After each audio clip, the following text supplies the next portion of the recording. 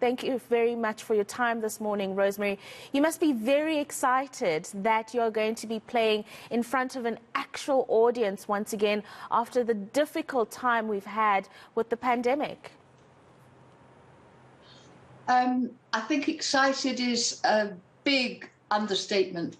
I gather that today is the 2nd anniversary of lockdown. And we tried very hard to put this concert on twice, and barring, I don't know, whatever, an earthquake is going ahead this afternoon. How prepared is the team? Is everybody looking forward to it? Talk us through the preparation ahead of today's performance. Well, what happens is that we have rehearsals every Saturday afternoon for 4 hours. And then our young people get together in groups, in pairs. There's a huge amount of preparation and an enormous amount of commitment. If you think some of these, I was going to call them kids, they're not. Young people are actually still at school. One of them's doing matric, which, as we know, is a heavy commitment. They have individual lessons, and as I say, we rehearse in the whole ensemble on a Saturday. But I think it's important that people know that it takes probably around about 12 years for any sort of professionalism, any sort of achievement on a stringed instrument, between 10 and 12 years. So really, I've often thought if you stuck a violin under your chin and tried to play it, and you had never done so before, you would understand very clearly how difficult these instruments are. And for young people today, with access to everything that sort of happens in the moment, this is really something quite special, that they're prepared to put this amount of work in and come up with a concert like the concert today, which I can tell you, it's just like any professional orchestra anywhere in the world. Absolutely. Rosemary, how difficult was it for the ensemble to keep practicing despite a lot of the restrictions that we had with COVID-19? Were you doing it remotely at some stage, or were the Saturday sessions always in person? I mean, how did you navigate that challenging element of restrictions and really just the pandemic putting a halt on a lot of things? Well, as you probably know, that living in Soweto, there are anyway huge problems with connectivity,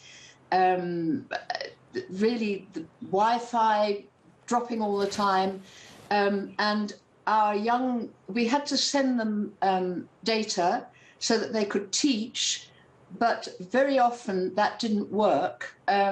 So they were sending voice notes. They had all sorts of means of getting through to their students.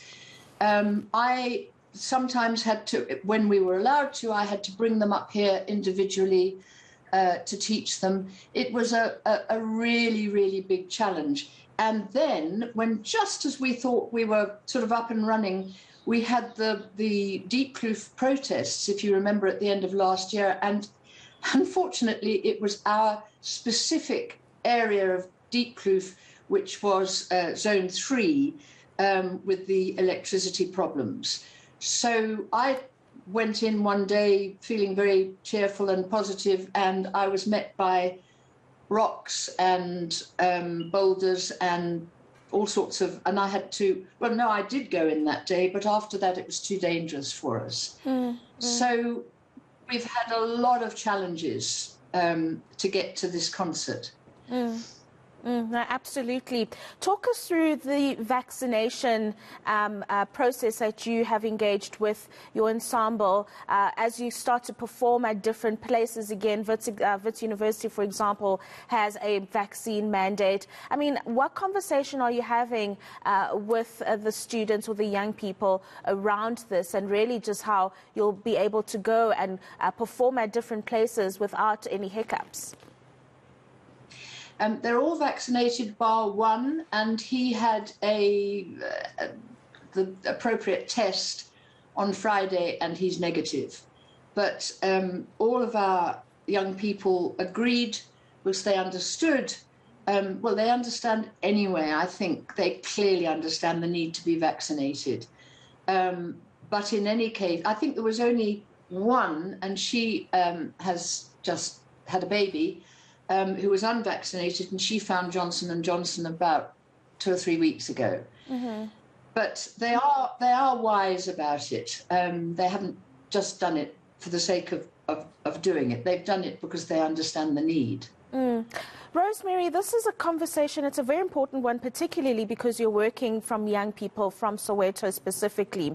The issue of resources, was it one that existed even before the COVID-19 pandemic, in that ensuring that you've got the relevant stakeholders on board to make sure that each and every one of those young people have the adequate resources to be able to play and be part of the ensemble?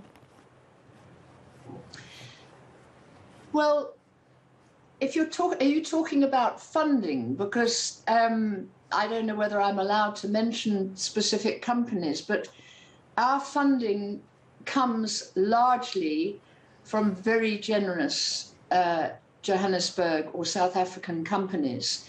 So what happens is that the funding comes through the trust, and then there's a big group of young people in our project who are our teachers. So the teachers are paid professional fees to teach, and almost everybody performing on that stage today, apart from the young people still at school or the ones who've just left school, are being paid very generous concert fees.